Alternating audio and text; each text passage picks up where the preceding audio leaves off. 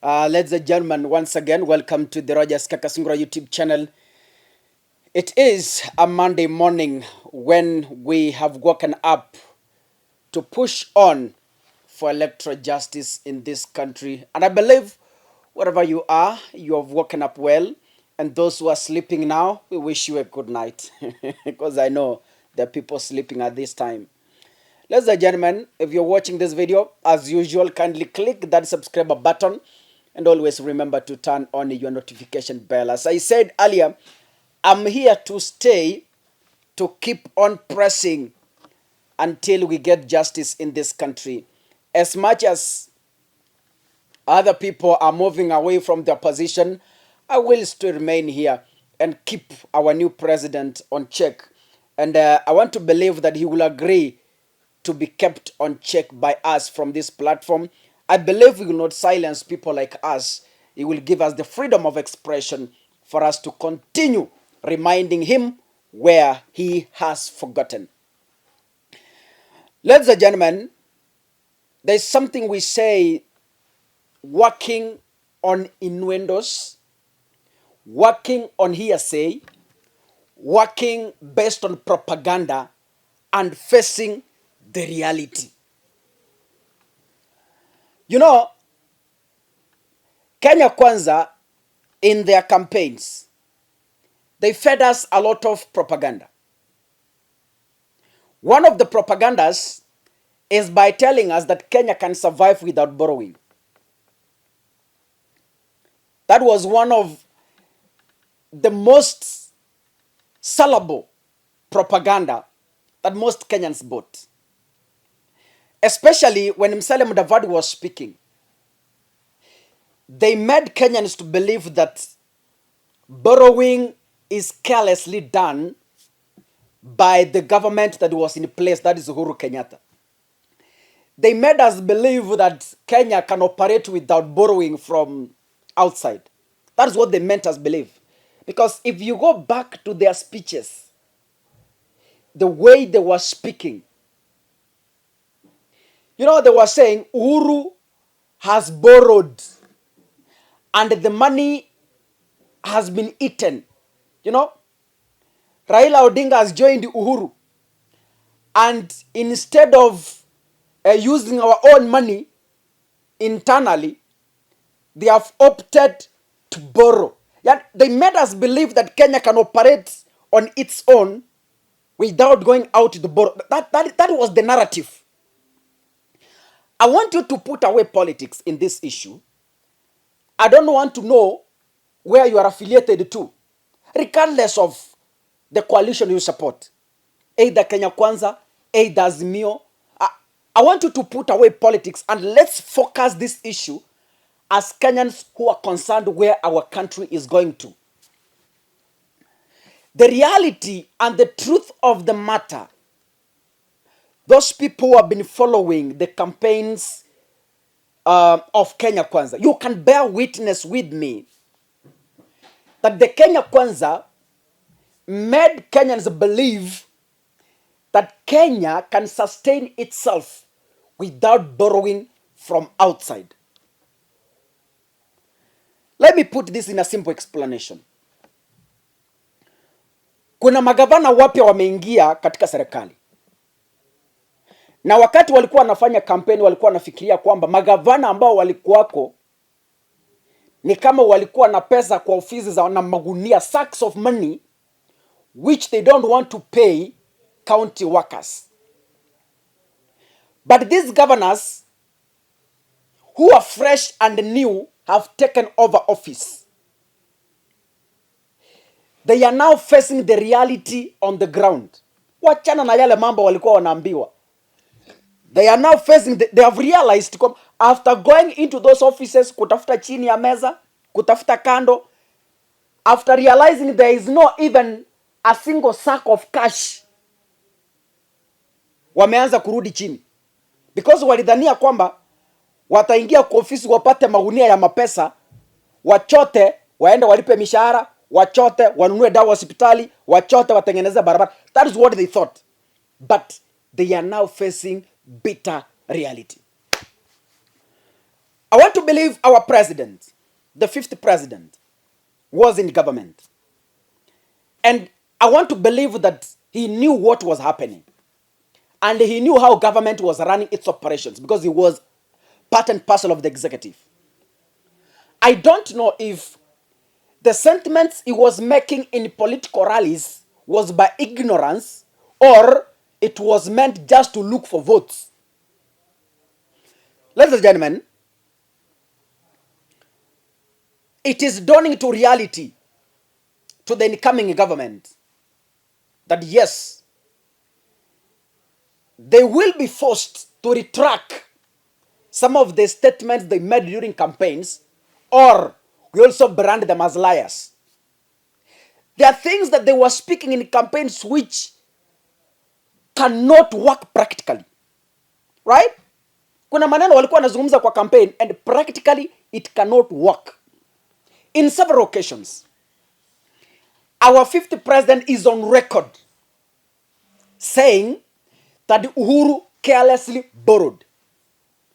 That Uhuru could have utilized our internal resources rather than going out to borrow. That is the gospel that they were propelling when they were looking for votes. But then, ladies and gentlemen,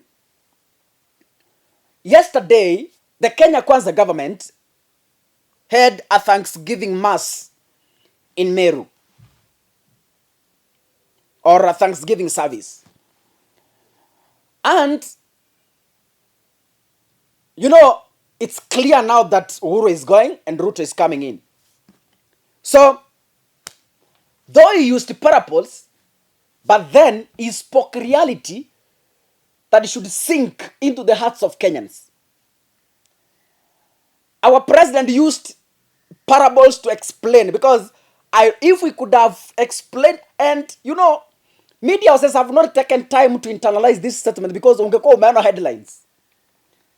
Nobody has internalized this statement na ajue Ruto alikuwa anamaanisha nini kuzungumza hivyo, because he used a parable.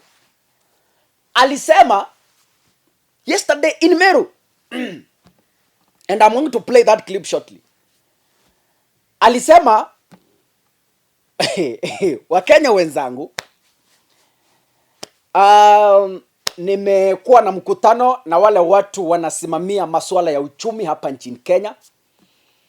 We had a long meeting over 10 hours. We discussed a lot. Na tukaelewana kwa pamoja kwamba unapo ingia kwa shimo usiendelee kuchimba. Stopisha kwanza, utafute namna ya kutoka kwa hiyo shimo kwanza, ndio uone vile mambo itakuwa. Lakini wale wakuu wa uchumi hapa nchini Kenya wakaniambia kwamba hakuna njia ingine, lazima tuendelee kuchimba. What does that statement literally mean? That Kenya cannot survive without borrowing. And the only option left is borrowing. Hello?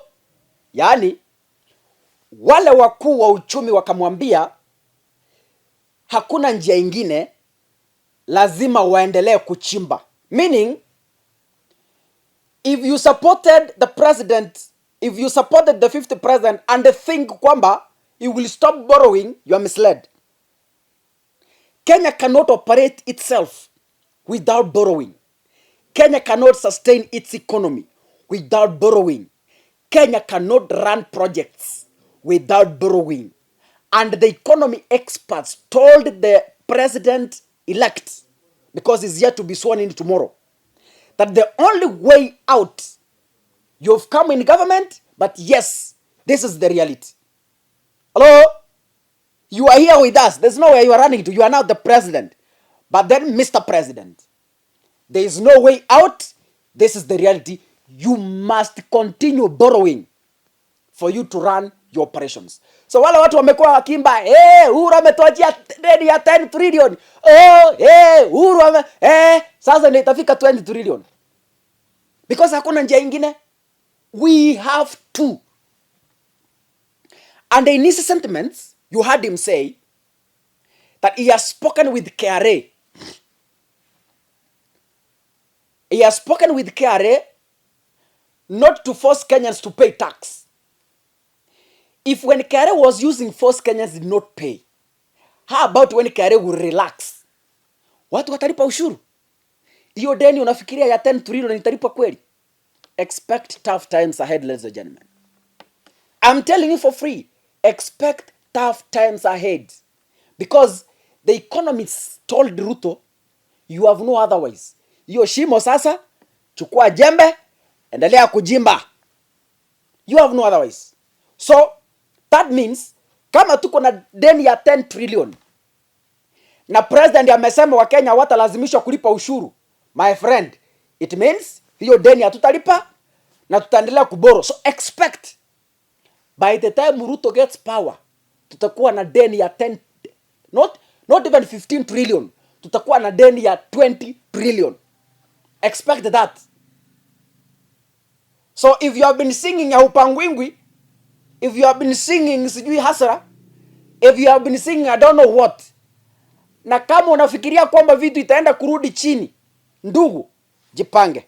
Maisha mbele ni mazito. This is William Ruto speaking in Meru. Can we listen to him? Vilevile, wakati tumeketi chini na mawaziri ama wale wanaosimamia uchumi wa Kenya, nimefanya mkutano mrefu pamoja na wao, na kwa kweli tuko na shida kubwa ya deni na uchumi wetu hauko mahali pazuri. Na wakati walitueleza vile mambo yalivyo, na tukawaambia kuna msemo wa Kiingereza unaosema, if you find yourself in a hole, stop digging. Ukijipata huko kwa shimo, wacha kuendelea kuchimba. Simamisha kwanza kuchimba ndio ufikirie vile utatoka. Lakini walitueleza vile mambo yalivyo, hakuna vile njia ingine, lazima waendelee na kuchimba. Lakini mimi nataka niwaeleze, niwaombe wa Kenya, hata ingawaje tuko na shida ya madeni, hata ingawaje uchumi yetu haiko mahali pazuri, kwa pamoja tunaweza kukwamua uchumi wa taifa letu la Kenya. Umesikia vile amesema? You heard it with your own ears. It's not propaganda. Najua watu mnasema na propaganda. It's not propaganda. Umesikia akisema, watu economists walimwambia kwa mkutano baada ya masaa 10, wakamwambia there is no way hiyo shimo unayosema lazima tuendelee kuchimba. There is no way hiyo deni unasema lazima tuendelee kukopa. Hakuna njia ingine unless muuze Kenya, kila mtu apewe share. That is the only way. The only way out is you sell Kenya, we close it, ama tuhamie Tanzania.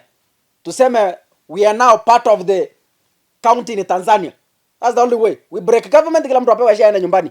Lakini as much as it's Kenya, you have to borrow. May God bless you, ladies and gentlemen.